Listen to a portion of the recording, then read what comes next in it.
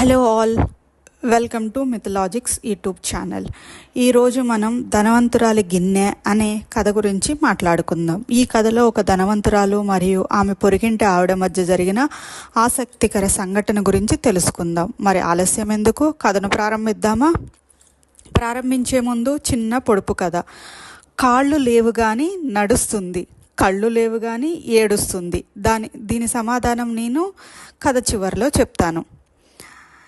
ఒక ఊరిలో ఒక ధనవంతురాలు ఉండేది. ఒకరోజు ఆమె దగ్గర పొరుగింటి ఆవిడ ఒక గిన్నె అడిగి తీసుకుంది. తిరిగి ఇచ్చేటప్పుడు ఒక గిన్నెతో పాటు మరో చిన్న గిన్నెను కూడా ఇచ్చింది. ధనవంతురాలు ఆశ్చర్యపోయి, 2 గిన్నెలు ఇచ్చావేంటి అని అడిగింది.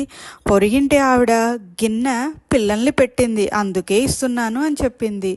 కొన్ని రోజులు గడిచాక పొరుగింటి ఆవిడ మళ్ళీ ఒకరోజు గిన్నె కోసం వచ్చింది. ధనవంతురాలు సంతోషంగా గిన్నెని ఇచ్చింది. ఈసారి తిరిగి ఇచ్చేటప్పుడు ఎలాంటి గిన్నెని ఇస్తుందోనని ఆతృతగా ఎదురు చూసింది. కానీ పొరుగింటి ఆవిడ అసలు గిన్నెను తిరిగి ఇవ్వలేదు. చాలా రోజులు గడిచాక ధనవంతురాలు వెళ్ళి గిన్నె గురించి అడిగింది. పొరుగింటి ఆవిడ ఏడుపు మొహంతో, మీ గిన్నె చనిపోయింది అని చెప్పింది. ధనవంతురాలు ఆశ్చర్యపోయి, గిన్నె చనిపోవడం ఏంటి అని అడిగింది. దానికి పొరుగింటి ఆవిడ, గిన్నె పిల్లల్ని పెట్టగా లేనిది చనిపోతే ఆశ్చర్యం ఎందుకు అని చెప్పింది. ధనవంతురాలు ఏమీ మాట్లాడలేక ఇంటికి వెళ్ళిపోయింది.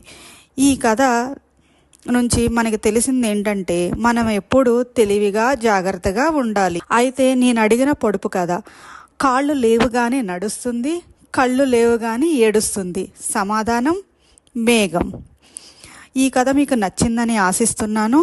ఇలాంటి మరిన్ని కథల కోసం మా ఛానల్ని సబ్స్క్రైబ్ చేయండి, లైక్ చేయండి మరియు మీ అభిప్రాయాలను కామెంట్లో తెలియచేయండి. మళ్ళీ కలుద్దాం. ధన్యవాదాలు.